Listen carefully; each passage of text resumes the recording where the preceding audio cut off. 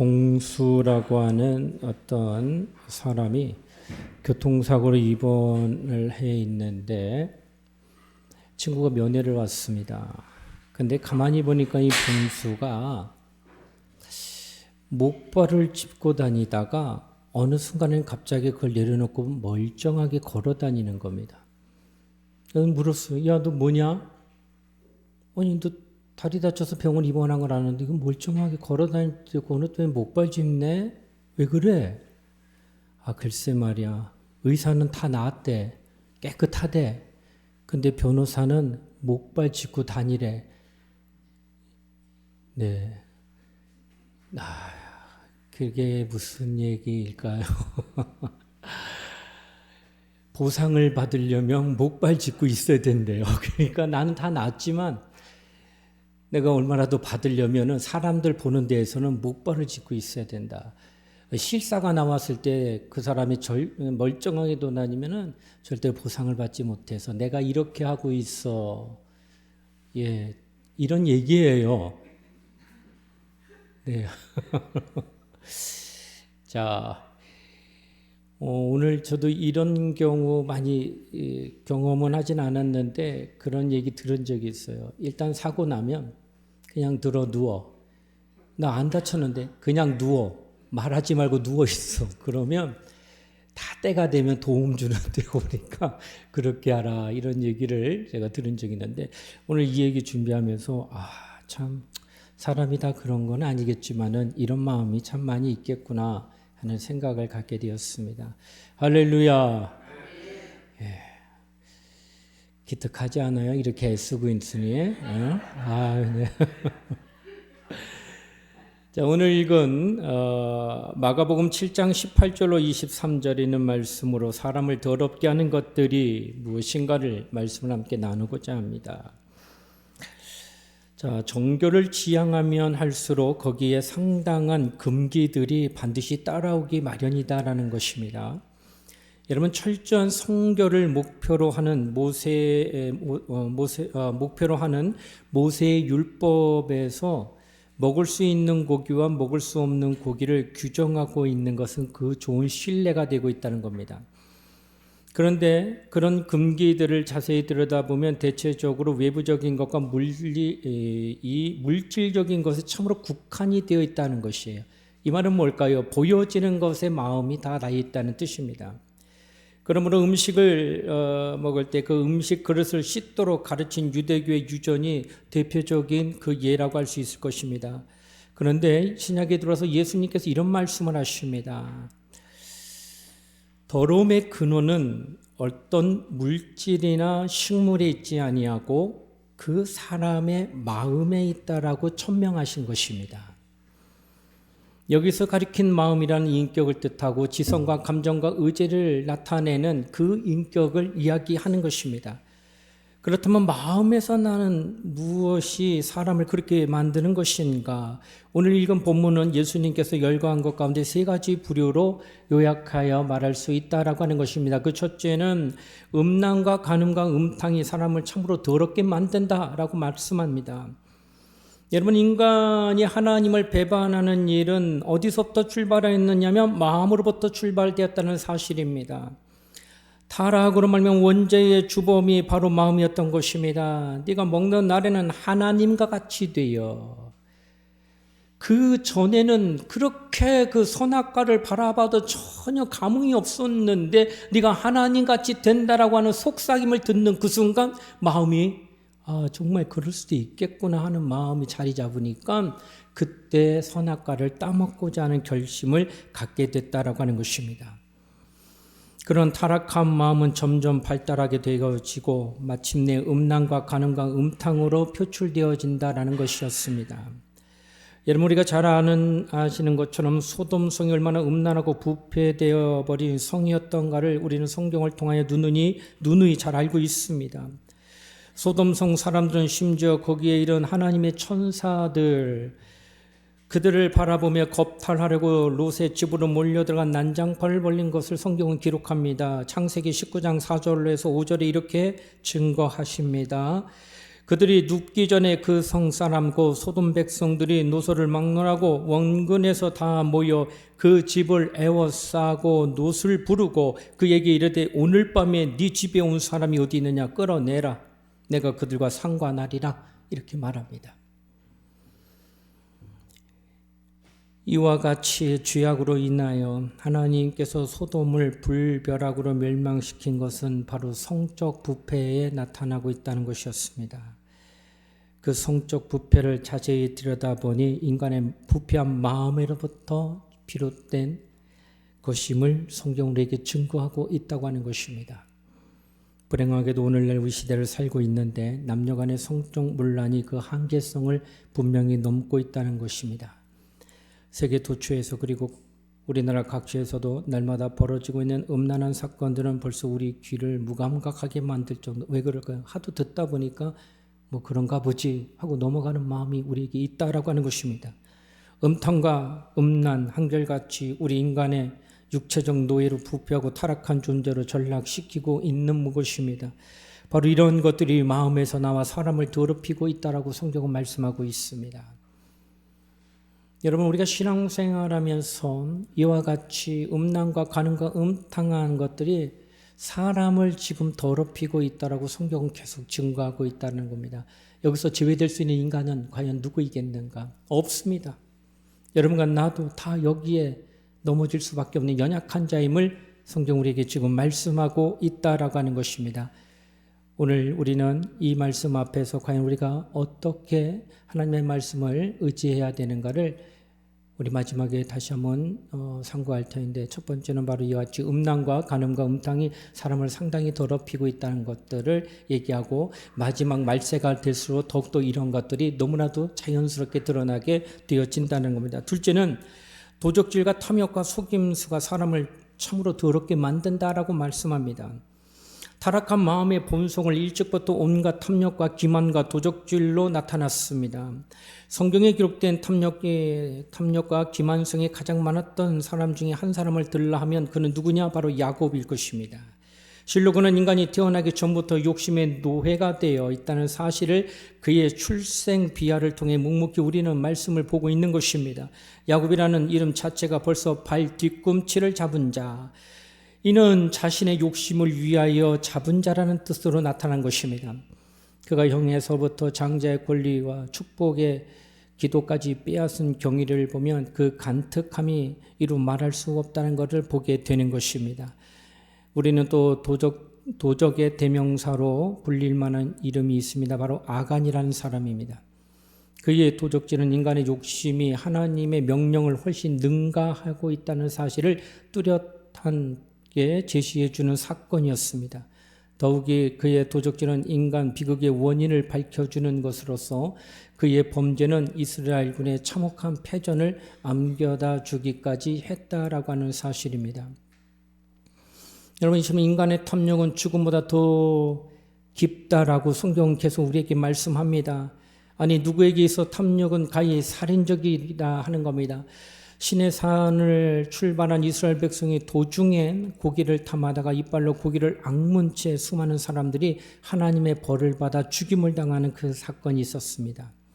민수기 11장 33절에 증거하기를 고기가 아직 이 사이에 있어 씹히기 전에 여호와께서 백성에 대하여 진노하사 심히 큰 재앙으로 치셨으므로 라고 말씀하고 있다는 것입니다.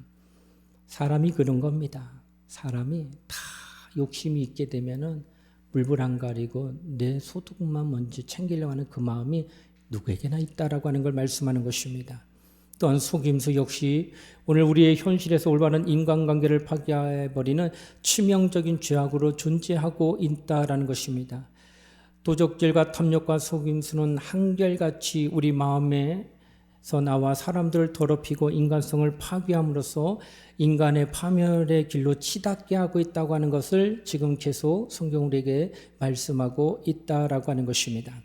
마지막 셋째는 악독과 살인과 광패가 사람을 참으로 더럽게 만든다고 말씀합니다. 끔찍한 살인 또 악독과 광패는 인간이 타락하고 나서 가장 먼저 바깥으로 표출되었던 간악한 행위라 하는 것입니다. 우리는 창세기머리에 기록되어 있는 형 가인이 동생 아벨을 돌로 쳐 죽였던 참극을 우리는 성경을 통하여 보고 있습니다. 이게 말이 됩니까? 하나밖에 없는 동생을 미워하는 마음으로 죽여버렸다는 것입니다. 이 범죄는 간음이나 도적질과는 전혀 상관없는 그야말로 맹목적인 시기심과 증오심에 저질러 버린 침상입니다. 여러분, 미워하는 마음이 이렇게 무섭다라고 하는 것을 성경 우리에게 지금 계속 말씀하고 있다라고 하는 것입니다. 심지어 성군이라 불리던 다윗도 충직한 우리아라는 신하가 전쟁터에서 참살당하도록 꾀임을 해서 넘어가게 만든 그 장본인이 다윗입니다. 성왕이라고 불렸습니다. 그러나 그도 사람인지라 끔찍하게 아내를 뺏고자 하여서 우리아를 전쟁터에 보내서 죽게 만든 장본인 것입니다. 이는 인간의 마음속에는 누구나 알 것 없이 추악하고 끔찍한 면면들이 누구나 다 있다는 겁니다. 목사라고 없겠습니까? 장로라고 없겠습니까? 집사라고 없겠습니까? 권사라고 없겠습니까? 다 똑같습니다. 바로 이와 같은 실상을 아는 자와 모르는 자의 차이는 무엇이더냐? 알면 방법이 있습니다. 그러나 모르면 방법이 없습니다. 그러므로 여러분과 내가 하나님 앞에 숨겨서는 안 된다는 거예요. 살고자 하면 하나님 앞에 중직해야 된다는 거예요. 신앙생활 누가 잘합니까? 하나님이 다 아신다고 믿고 그 앞에 모든 걸 다 드러내는 자가 신앙생활 잘합니다. 신앙생활 누가 어렵게 하니까 남들 앞에서는 깨끗하나 하나님 앞에서는 감추는 자. 아닌 척하고 있는 그 사람은 참으로 어렵다라고 하는 것을 성경은 우리에게 말씀하고 있다라고 하는 것입니다. 인류 역사상 끊임없이 일어났던 전쟁의 그 다 참혹한 살인극이었었는데 그 중에서 금세기 중 가장 일어났던 큰 살인은 바로 히틀러의 600만의 유대인들을 다 살상했던 사건입니다. 하지만 문제는 그런 살인극이 오늘날 우리 현실에도 심각하게 빚어지고 있다라고 하는 것입니다. 대개의 끔찍한 살인사건들의 그 원인이 사람들의 가슴 속에 차오르는 맹목적인 분노, 증오심, 악독과 광패에 의하여 나타나기 시작했다라고 하는 것입니다. 그런데 이것이 예수 믿지 않는 자들만 갖고 있느냐? 아닙니다. 예수 믿는 자들도 동일한 그 마음도 갖는다라고 하는 사실입니다. 이렇게 보면 우리 다 공범자인 것입니다. 예비 살인자인 것입니다. 살인과 악독과 광패가 한결같이 우리들 마음에 자리 잡고 있으며 바로 그것들이 사람을 오늘날 더럽게 하고 있다라고 하는 것입니다. 바로 이 땅을 살아가는 여러분과 나는 이렇게 오염될 수밖에 없는 환경에 노출되어 있다는 것을 인지하는 게 더욱 중요한 것입니다. 누가 고침을 받을 수 있느냐? 아프다고 하는 걸 아는 자가 고침을 받는 겁니다. 여러분 그거 아세요? 간은요 60인가 70% 될 때까지 썩어가도 느낌이 없습니다. 그래서 간경화는 고치지 못합니다. 감흥이 없어요. 아프야 뭔가 고치지. 아프지 않으니까 썩어 죽어서 70%가 상해도 모른다는 거예요. 바로 이와 같습니다. 내가 아프다는 걸 아는 거, 내가 병들었다는 걸 아는 거, 이거 굉장한 은혜입니다. 하나님 앞에 내가 잘못했다는 걸 알고 깨닫고 회개할 수 있다는 거, 큰 은혜가 되어진다라고 말씀하고 있는 것입니다. 하나님은 오늘 우리에게 사람을 더럽게 하는 것들이 많이 있다라고 말씀하고 계십니다. 그러면 이와 같은 사람을 더럽게 하는 마음을 어떻게 바로잡을 수 있겠는가? 히브리서 4장 12절에 이렇게 말씀합니다. 하나님의 말씀은 살아있고 활력이 있어 좌우의 날선 어떤 것보다도 예리하여 혼과 영과 및 관절과 골수를 찔러 쪼개기까지 하며 또 마음의 생각과 뜻을 판단하나니라고 말씀하고 있는 것입니다. 하나님의 말씀은 살아있어 나의 생각과 뜻을 판단하게 되어지고 이는 달리 말하면 옳고 그름을 판단할 수 있는 능력이 되어진다라고 하는 것입니다. 그러므로 우리는 하나님의 말씀이 있는 자와 없는 자가 똑같은 상황을 맞닥뜨렸을 때에 그것을 구분하게 된다라는 것입니다. 하나님의 말씀이 없으면 모든 이들이 다 그게 옳다면 그냥 따라갈 것입니다. 그러나 하나님의 말씀이 있는 자는 그것이 옳지 않다라는 것을 알게 되면 절대로 따라가지 않는다라고 하는 것입니다. 그러면 하나님의 말씀을 아느냐 모르냐가 내가 죄와 싸워 이기냐 못 이기느냐가 결정될 수 있다고 하는 것입니다. 그러므로 하나님의 말씀을 가까이 하고 하나님의 말씀을 사랑하셔야 됩니다. 말씀 듣기를 기뻐하셔야 됩니다. 말씀 읽기를 열심히 내셔야 합니다. 그 말씀이 여러분을 살리기 때문인 것입니다. 그러므로 하나님의 말씀을 더 가까이 하십시오. 그 말씀을 깊이 읽어내야 됩니다. 그리고 하나님이 내게 음성 들려주실 때, 감동 주실 때에 그 즉시 순종해야 합니다. 이것이 이루어질 때 우리는 살게 된다라고 하는 것입니다. 갈라디아서 5장 17절에 또한 말합니다. 육체의 소욕은 성령을 거스리고 성령은 육체를 거스리나니 이 둘이 서로 대적함으로 너희가 원하는 것을 하지 못하게 하려 함이니라 라고 말씀합니다. 성령은 육체의 마음의 더러움을 거스르는 곧 대적함으로 악함이 나타나지 않도록 역사하는 분이다라고 하는 것입니다. 하나님의 말씀을 깨닫는데 그 깨닫는 거로 끝나는 것이 아니라 그것을 실행할 수 있는 능력을 누가 내게 허락해 주느냐? 성령이 해 주신다는 거예요. 하나님의 영의 인도를 받으며 감동받게 되면은 하나님의 말씀을 지키는 데 수월합니다. 왜냐하면 하나님과 결이 같으신 분이에요. 말씀의 결이 같으신 분이기 때문에 결이 같을 때는 그 모든 것이 무르르도 편안하게 되는 겁니다. 근데 결이 다르면 부딪히게 됩니다. 하나님의 말씀과 성령은 결이 같으신 분입니다. 그래서 같은 마음과 같은 뜻으로 드러나게 하시는 분이 바로 성령 하나님이다라고 하는 것입니다. 그러므로 성령의 인도를 받는 자는 항상 육체의 더러운 마음을 절제하는 능력을 그가 나타내게 된다라고 말씀하고 있는 것입니다. 사람을 더럽게 하는 것들이 이 땅에 너무나도 많습니다. 이러한 것들은 내 이성적으로 감당한다 불가능합니다. 절대로 이성적으로 옳다 옳지 않다를 판단은 할 줄 모르지만 그걸 실행할 능력은 우리에게 전무합니다. 그래서 하나님의 말씀에 감동받아야 되고 또한 성령의 충만함을 받아야 된다라고 하는 것입니다. 이 땅을 살아가며 사람을 더럽히는 것들이 있음을 먼저 인지하시고 그리고 거기서부터 나를 자유롭게 할 수 있는 것은 하나님의 말씀뿐이요 성령의 인도뿐이라고 여겨서 일평생 하나님의 말씀과 성령의 인도를 받고자 하는 사람은 절대로 더럽힘을 당하지 않는다라고 하는 것입니다. 사랑하는 우리 성도님들, 더욱더 하나님의 말씀을 가까이 또 성령의 인도를 사모하면 하나님께서는 여러분을 더러움에서 정말 거룩한 자리로 또 그 거룩함을 갖고 있는 자들은 다시금 더럽지 아니하도록 하나님께서 여러분을 붙들어 주실 것입니다. 우리 모두 다 하나님께 그런 은혜를 받으며 신앙생활하며 승리하는 그리스도인이 되시기를 주의 이름으로 축원을 드립니다. 기도하겠습니다. 하나님 아버지 감사드립니다. 오늘 우리는 하나님 앞에 나온 하나님의 자녀들이요 권속이요 믿음의 사람이 되게 하심을 감사드립니다. 사람을 더럽히는 것들이 너무나도 많습니다.